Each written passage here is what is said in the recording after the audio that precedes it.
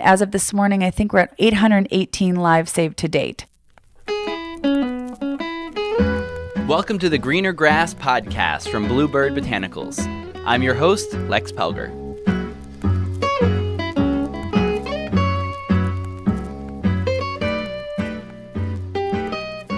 Lisa Raville runs the Harm Reduction Action Center, right underneath the Denver State Capitol.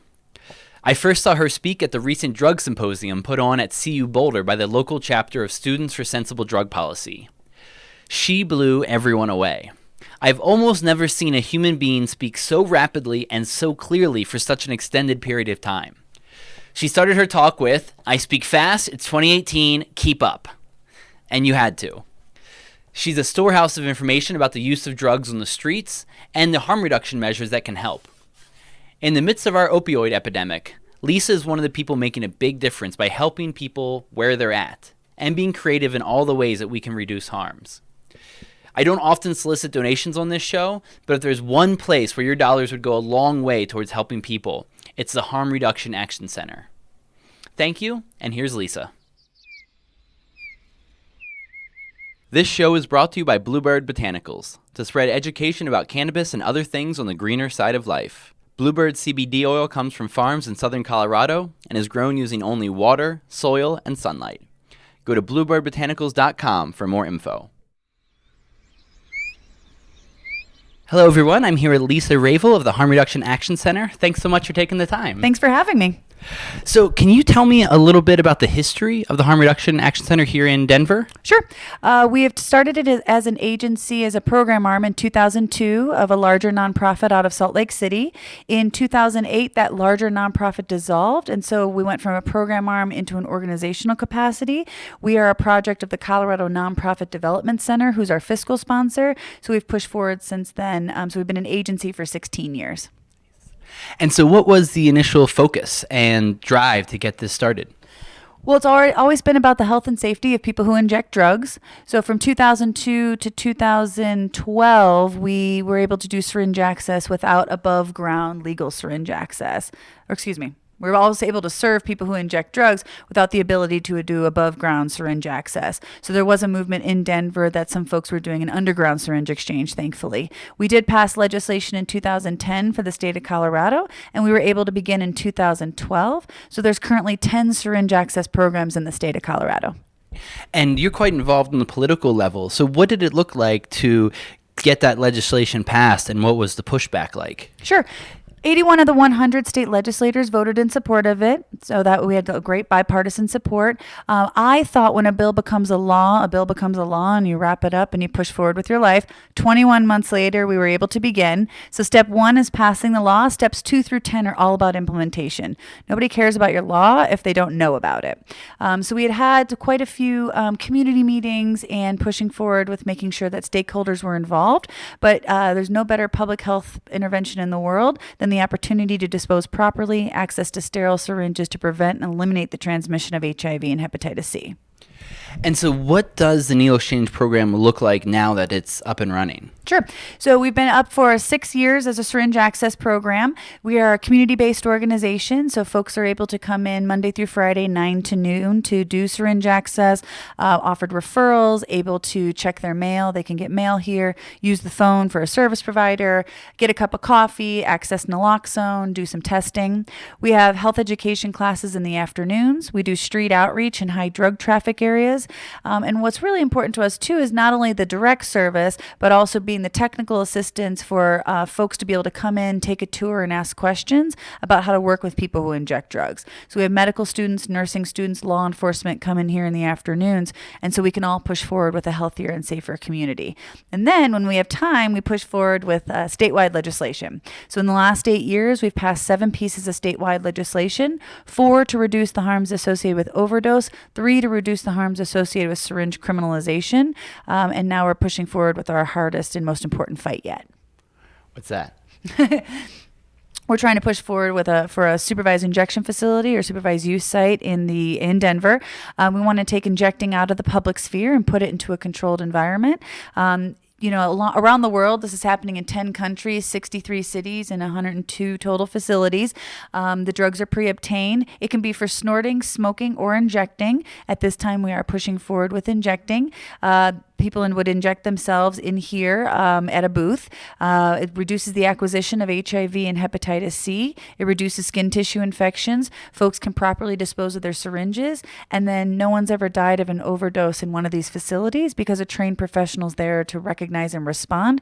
And I want one because I need one. What's it like to hear the DEA recently again state their position they're against safe injection facilities? Is the DEA still relevant? Where's an elephant?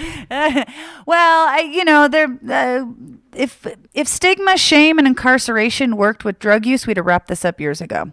All that's done is drive use underground, where people have gotten preventable chronic diseases such as HIV, hepatitis C, and died of overdose. So we're doing something different. They led the fight for a really long time, and we've lost too many people and incarcerated way too many people. So we need to be doing something different. So I'm not too concerned about the DEA. Bring it. More locally, how is it with neighbors, both running this facility and contemplating a safe injection facility? Sure, that's a great question. So I've moved the agency twice. I'm hoping to never move again under my tyrannical reign. It's a little tricky to move a syringe access program around town, as you can imagine. Folks are unclear if we're going to be good neighbors. We actually are great neighbors. We go out of our way to make sure that we are good neighbors. We know that if we get kicked out for neighbor drama, we'll have nowhere to go. So we go above and beyond. I'm the 200 block captain for the Business Improvement District. And then recently we won, we're in two good neighbor agreements with two neighborhood associations to be good neighbors and to push forward together. And then we recently won an award from CHUN, which is the Capitol Hill United Neighborhood Association, the largest and oldest neighborhood association in Denver. We won an award for creating a safe neighborhood, which is awesome. Congratulations. So thank you so much. So I have it in our front window so everybody knows we're such a great neighbor. But we just put our head down and do the work, and really we're re-engaging folks today to be a healthier and safer them, which is also re-engaging them to be a good community member. And people want to protect this place. It's really important that we have this safe space, this one place in the entire world they can talk realistically about their drug use, and we can push forward together. So we take being a good neighbor very seriously, and also it's our participants that make it happen. And we also do neighborhood cleanups once a month in the summer months, just to clean up trash and do any sort of syringe cleanup around here too, which is really nice, and that the neighborhood knows that we want to be a good neighbor. And you have a pretty famous neighbor just facing you, that giant golden dome of the Capitol. I love it. I love being right across the street from the Colorado State Capitol, right where we should be.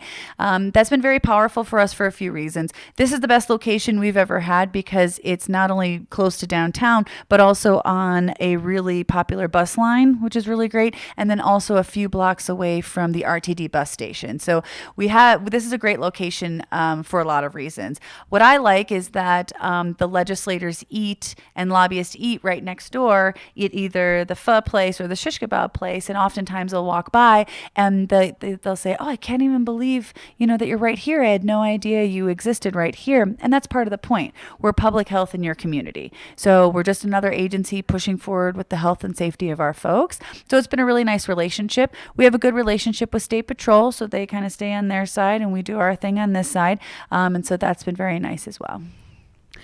And at a facility like this, you do so much more than just needle exchange, which is what people think about. The idea being harm reduction. Can you talk a little bit about just the history of that idea of harm reduction and how that bubbled up? Sure. It came out of the late 80s. Years and years before that internationally, but the United States started paying attention in the late 80s. And it was the radical idea that drug users are people and deserve human rights, and that we can push forward for a healthier and safer them, whether or not they want to live a life of recovery or abstinence. It happens on a continuum. We could work with folks for anywhere for safer use to managed use to abstinence. Abstinence is a friend of harm reduction. It's just not a requirement. So we have, a lot of folks are like, we have prevention here, we have treatment here under the umbrella of the criminalization of drug users, and we're just simply that life in the middle. In a very magical world, there would be no drugs, but we live here, and there's one safe thing that folks can do today. So I appreciate harm reduction as well, because part of the, part of it is that I want to support you in being healthier and safe for you today, whatever that looks like to you.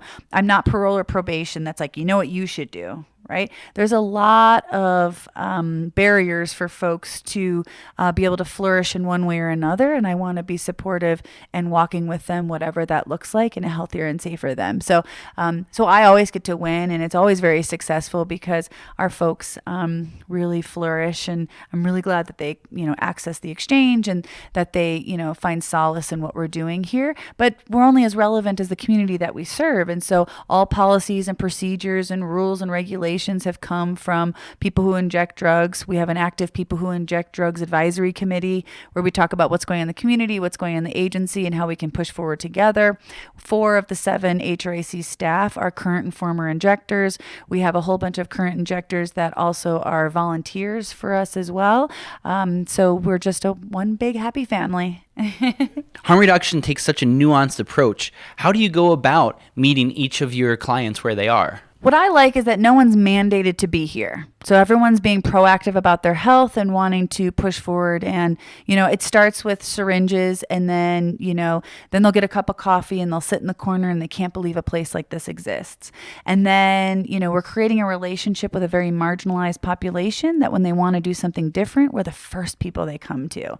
So every morning we are glad to see everyone. We try to remember names. I have over 7,600 folks, so that can be a little difficult. We welcome them. We always try to have coffee. We try to be a warm, safe space for them. We encourage them to watch a movie. We encourage them to be proactive about their health and be supportive. Success is going to look different for a lot of people. For some people, success might be using an alcohol pad before you inject so you don't get an abscess. For other people, success might be that they got an ID. For other people, success might be that they got into the clinic or some sort of treatment program. We just want to be there for whatever success looks like to them and be supportive to that. We do know that relapse is often a part of recovery for some folks. So it's a tough balance to be able to, be supportive and also not be too excited when they're doing, if they're pushing forward with treatment, because we wouldn't want them to think that we'd be disappointed if they're not, if they started using again. So that can get a little tricky. A lot of times folks, mourn here as well. We have an overdose memorial wall. We've lost way too many people, years and years and years of often preventable overdoses. This is also a place where people find acceptance and have the opportunity to learn a new behavior and, be in a safe space where they don't have to front for their needs, or, can be supportive to our gender neutral bathrooms and wanting to be loving, kind, and generous to each other, because we need that in our community and just our world. What services really make a difference that people might not expect to be at a facility like this? Sure. So obviously we have the syringe access. We do HIV, Hep C, chlamydia, and gonorrhea testing. We offer naloxone. It's an overdose prevention program with access to naloxone. We've trained over 2,200 drug users in the last 6 years how to recognize and respond. And as of this morning, I think we're at 818 lives saved to date. We know that because they come back to us, they tell us about it, we fill out a form, we high five them and give them more naloxone, right? Amen. I know, that's right. So, and then we have people can have access to mail. 76% of our folks are homeless or transitionally housed, so having a safe place for your mail can be very difficult. We can also, have health education classes that they really thirst for. They want to have factual health information. A lot of times it's the loudest, sternest guy on the street with information. We want to make sure that's factual and get that good information out there to prevent and eliminate the transmission of HIV and hepatitis C. We watch movies. People talk about their favorite bands. We have hygiene products for folks, really being able to use a bathroom. I mean, if you look homeless, a lot of times they won't allow you to access a bathroom. And people can participate and volunteer today. I don't need them to be abstinent to be able to volunteer here today. In fact, people who inject drugs are the experts, and they should be volunteering today. So that's a nice opportunity for folks to be involved with whatever that looks like, because there's, it can be very chaotic and with drug use and trying to have a place to live and then going across town for all of the needs, a shower and things like that. If you can help out today, we're really excited about that. I'm not sure if anything's too different than what other places are doing, but we really try to be as homey as possible and allow for a safe space for people to be. We have referrals to PrEP and, naloxone and the health education classes, but also proper vein care. We know that the way folks are initiated is usually the way that they inject their entire time. So we want to make sure that they're doing it safely and correctly. We also know that when they go into the emergency department, they can often have issues with healthcare providers. There's a common misconception that healthcare providers think people who inject don't care about their health. We actually talk about it every day in every way. But I also go out and talk to healthcare providers too about the challenges and opportunities of working with people who inject to make sure that they can reach out for quality healthcare. And so how do you respond when people see an organization like this as furthering the opioid problem and making things worse by showing people what's going on, by letting them continue to use? The enabling. Well, I think Daniel Raymond said it best with the Harm Reduction Coalition is we're enabling people to be a healthier and safer them today, to reach out, to work with professionals who know the resources in the community. Again, if stigma, shame, and incarceration worked, we would have wrapped this up years ago. We've lost too many people. HIV and hepatitis C rates skyrocketed. Treating people like shit does not make them want to stop using drugs if that's what you want them to do. People need support and to push forward for a healthier and safer them. So, we already tried that. We tried your incarceration. We tried your stigma and shame. That didn't work. We need you to shift to harm reduction and to public health. Join us. What does the drug use generally look like among your community of what's getting used and how it's getting used? Sure. So they do a short intake before they at their first time. So we know we're about 50% heroin users upon intake, about 50% meth. Now there is a lot of poly drug use, so there is a breakdown too of cocaine and goofballs, which are meth and heroin together, and speedballs and pills. But about 50-50. We do know that a lot of our folks who inject meth do so primarily in the winter if they're homeless, because they inject meth to stay up all night so they don't have to go into the shelters and so they don't lay down and freeze to death.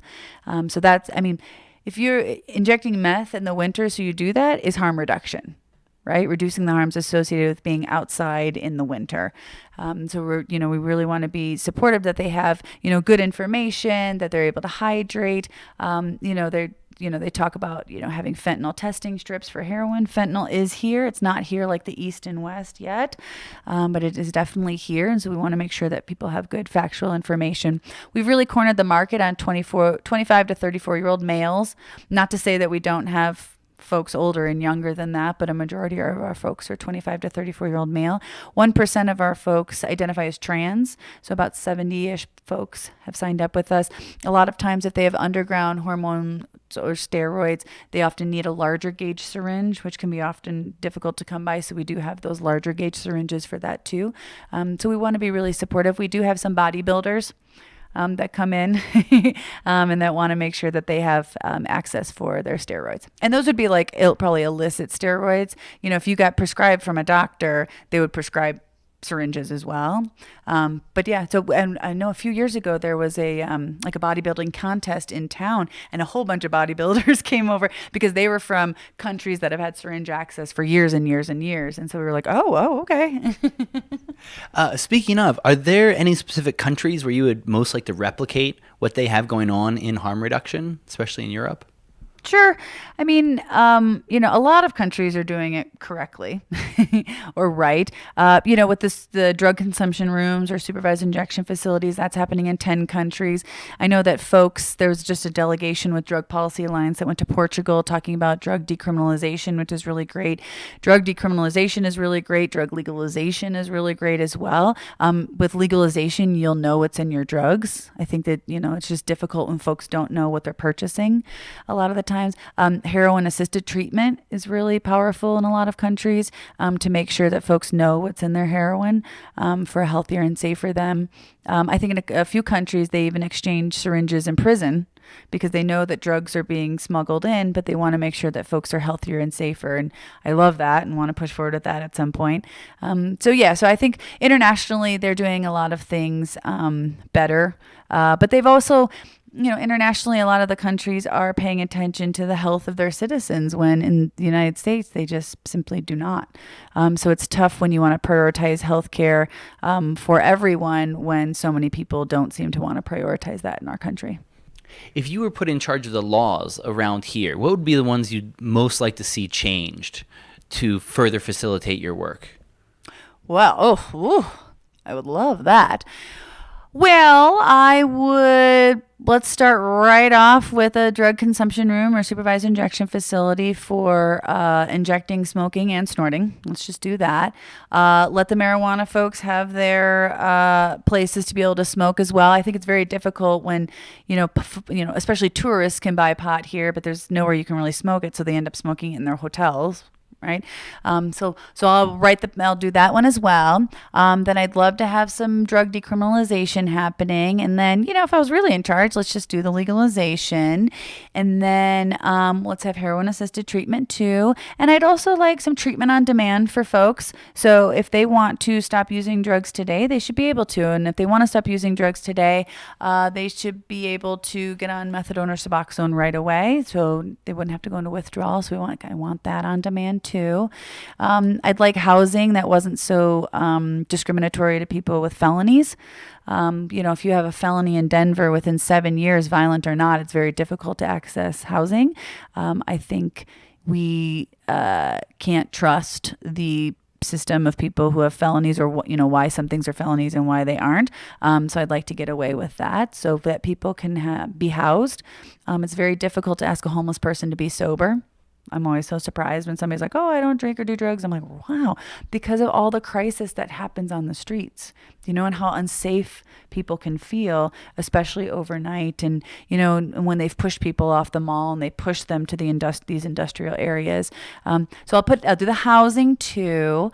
Those are a few right off the top. So that would be day one.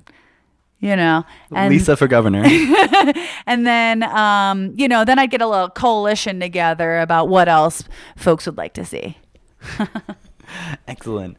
And speaking of methadone and Suboxone, can you even tell people how those are getting used out there and your general thoughts on those as how much they might help your community?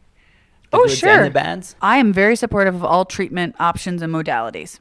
I want a healthier and safer you, and some of these work better than others for different people, but I'm very supportive. Suboxone and methadone are very powerful for folks, and there's a ton of evidence out there that proves that abstinence doesn't work for everyone, and it kills a lot of people because any period of abstinence puts you at higher risk of overdosing if you do use again. So I'm very supportive of that. I think it's tricky for my folks to access Suboxone and methadone sometimes due to identification barriers, so having IDs. So we're really trying to work with some ways to reduce the harms associated with not having proper identification. Inpatient works for a lot of people too, so I want to be very supportive to that. Medicaid in the state of Colorado doesn't cover inpatient, so a lot of my folks aren't able to access inpatient options. NA and AA work for some people. I would love to be supportive to that. But I think a lot of times we're not having the larger conversation of managed use is possible for folks, for all different, people do this all the time. We have problematic drug users and non-problematic drug users. So managed use is possible. I think there's a lot of people who think it's like, black or white, not gray. And I think harm reduction is so gray for folks, and some people have a very difficult time pushing forward in a gray area. But I've seen people flourish in all sorts of modalities and flourish as users. I think people assume that people using are a certain way or think this, or it's a mental health issue. I see a lot of that connection, and I don't believe that to be true. Sure, some people in our world have mental health issues, absolutely, but I don't believe that's always intrinsically linked to substance use. Some people just use drugs. Yeah, and as Ethel Nademan of the DPA is always saying, the majority of drug use is non-problematic. That's something we need to remember. Dr. Carl Hart, and I think, once you talk to people about that, they're like, oh yeah, I can do that with drinking, and I can do that with all sorts of things. It's correct. Lots of people can do that. And speaking about inpatient beds, I know back in New York, there just aren't beds for people who want it. If you want treatment, there's almost no options there. How is it around this state for people who might want help? Are there places they can go inpatient? Inpatient's tough. I mean, Arapahoe House closed in the beginning of January, and other folks are trying to take that on. They had closed down their detoxes a year ago, and so folks were scrambling trying to make that happen too. I would, a lot of times I will do presentations with treatment providers, and they will say, I can't, half their beds are empty because they can't take Medicaid, and other folks aren't able to pay or have that insurance. And then I come up next and I'm like, oh my gosh, my folks cry in front of me wanting to do something different. And then I find out there's these empty beds. So that becomes really tricky too. So I think that might be a payment issue. Well, and we have issues with having social detox and not medical detox. So social detox means that there's no like physician at these detoxes, and the people, I don't even think they necessarily are nurses. And so medication isn't really given to folks unless they bring it in with them. And so a lot of times it can make the detox like very excruciating. And I think we can do better, especially when we know that there's medical models out there. And one thing people are talking about a lot right now is the ability of cannabis to help with the opioid crisis. And you are in this legal state. How much help do you think is possible there? Pot works for a lot of different people. It's hard to know and make any correlations about that. And it's so new as well, like to being legal. And, I definitely don't think it's the gateway drug, but I think that's kind of out the door anyway, as just best practice. But I mean, yeah, I don't mind that people smoke pot. People love pot. I love pot. So I just, I work and in harm reduction, there's room for all of us. But there's a lot of drug policy reform that has been happening with pot and other substances that a lot of the drug policy reformers may not be doing the same with heroin or meth or that sort of thing. And how is it to talk to these legislators when you do, to be in this hard drug category? What are some of the more effective things that help them understand why this can be so essential for the public health of the whole community? Sure. They've actually been very supportive. So of the 7 pieces of statewide legislation, most of them have been almost 100% voting. One time, standing orders with access to naloxone to be able to buy naloxone virtually over the counter in pharmacies in the state of Colorado. All 100 state legislators voted in support of it. So they know their communities are struggling. I have problems as the largest syringe access provider in the state of Colorado in Denver, which is probably the largest city, getting people into treatment. So I know the rural folks are struggling. So when I go around the state and do presentations, a lot of times not only do I do it for, statewide legislators, but I'm kind of on the mayoral circuit as well. And I know a lot of times people know when their communities are struggling because they hear about it all the time and aren't quite sure how to push forward. So people are often thirsting for harm reduction. I think, years ago, harm reduction has been around for a really long time internationally, but in the United States, mid to late 80s. But only now in the last couple of years have people really been paying attention to harm reduction as a viable movement of keeping people alive and healthier and safer, and that drug users are people and that, they are to be loved. So I think this has been a good time to really have those conversations with folks who may have been unlikely allies before. And what about for the medical community that you also work with, the doctors and the EMTs? How do they respond to your harm reduction push? Well, healthcare providers and EMTs can often get a little fussy, especially with healthcare providers. About 10 years ago, everyone was, yelling at them. They weren't prescribing enough for pain. Now everybody's yelling at them. They're prescribing too much. And so they've really gone insular. Because there's this common misconception that people who inject don't care about their health, and that healthcare providers didn't really get a lot of, sounds like, curriculum in their medical school to talk about drug users. Most of it was like drug seeking bias stuff. I mean, nobody's going to the emergency department drug seeking. Heroin's a way better drug. They're going for quality health care. A lot of times healthcare providers are lancing abscesses without anesthesia because if it hurts enough, you'll stop doing drugs. But all that does is the next time they have an abscess, they try to lance it in my bathroom or underneath a bridge. So that's not good. Oftentimes they'll go, there's a deeply entrenched street rumor, you're going to be warrant checked at the emergency department. So a lot of folks won't reach out for quality health care thinking they're going to get picked up. So by the time they do get into the emergency department, they're often admitted upstairs, right? Because they have an issue that, should have probably had medical attention at weeks prior. They'll go upstairs, and some healthcare providers will know that they're a heroin user, especially if they had a hard time getting a line upon intake from their veins. We'll give them maybe half a Percocet a day for pain, which puts them in withdrawal. They need to be kept well in the hospital to be able to work on all those other issues. So one of two things happens. They either call their friend and have their friend bring them in heroin, or they leave AMA, against medical advice, which brands them as a problem patient the next time they try to come to that emergency department or reach out for quality health care there, which is why I go out and do a lot of trainings to healthcare providers to talk about the, challenges and opportunities of working with people who inject and referring to us. I want to make sure any healthcare provider that's working with a person who injects drugs in our communities should be referring to us. They should come over for a tour. We offer that in the afternoons, right? They should, know that, if you have somebody with an abscess, give them a handful of alcohol pads on the way out. Ideally, I'd like alcohol pads, a tourniquet, a 10-pack of syringes, but if you can't do anything else, then give them a referral to the syringe access program. Give them naloxone, whether or not they're a heroin user. They may be hanging around heroin users, and some alcohol pads to be able to push forward. I think that would start to repair some of the damages that have been that have happened between people who inject and healthcare providers. When you send people out the door fully ready for the street, what are the most essential items to have for that person? Sure. So we have obviously the sterile syringes, and we have personal disposals they can take with them: cookers, cottons, tourniquets, BZK towelettes to wipe their hands off, alcohol pads, triple antibiotic ointment, Band-Aids, condoms, lube. We try to give them everything that they need to prevent and eliminate the transmission of HIV and hepatitis C. And so my issue is that we can give them all of that, but they can't use here. So our rules that they have to use 4 blocks away. So essentially I'm sending them to an alley or a business bathroom 4 blocks away.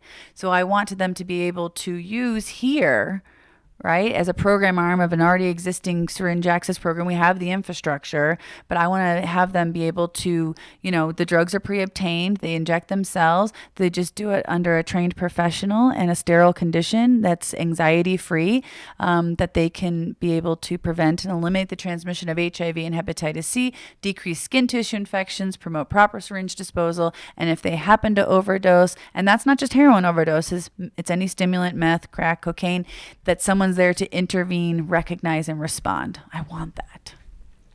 Yeah, the only safe injection facility I saw was Insight, and it was just so beautiful. Walk in, it almost felt like a beauty parlor with each person have their individual spot, and Robert Johnson on the radio, and it was just so obviously friendly and safe, and it made it so clear why this is such a valuable service. Absolutely. I want one. And so the last question before I let you get back to work is, if we could get you a giant grant to do all the work you wanted, besides a safe injection facility, what else would you want to be doing here to help your community? Well, thank you. You get me. If I had a lot of money, I'd like to be able to own my own building. And it's difficult to have to be under the whim of landlords and things like that. Own my own building that would have showers and laundry and obviously the ability for mail and the supervised injection facility and drug consumption in general, lockers for folks to be able to keep their items there, lots of small offices for one-on-one conversations with folks, just for a little bit of privacy, not necessarily counseling. I mean, counseling would be nice, but just, privacy. We're just such an open area that it's hard to have privacy. I'd love to be open, Insight's open 18 hours a day. I'd love to be open 24 hours a day, 7 days a week, and be able to have a wound care clinic on site that would be able to treat people properly and be able to work on their wounds and for healthier and safer them. So yeah, I'd start with that. Well, I look forward to seeing it. Well, I appreciate that. And if you are interested in donating, www.harmreductionactioncenter.org/donate. Get us that building today. Thank you so much, Lisa, for your talk and for this work. Great. Thank you so much. Greener Grass is a BlueBird Botanicals podcast. Their CBD oil supports a healthy body and a strong endocannabinoid system. They've got friendly customer service who can answer any of your questions, and the number is right there at the top of their webpage. But, per the FDA, they won't be able to make any medical claims for these nutritional supplements. That's also the reason you'll hear little about CBD on this show. There's no need for us to add more evidence about CBD when a simple Google search will give you more than you can read in a month of Sundays. So this show covers the cannabis world and more with editorial freedom from BlueBird Botanicals. Thanks for joining the Greener Grass podcast. As always, our audio alchemist is Matt Payne. The Gypsy Jazz theme music comes from Brett Van Donsel. Our beautiful bird sounds are courtesy of Lang Elliott. And I'm your host, Lex Pelger, wishing you a bright green day.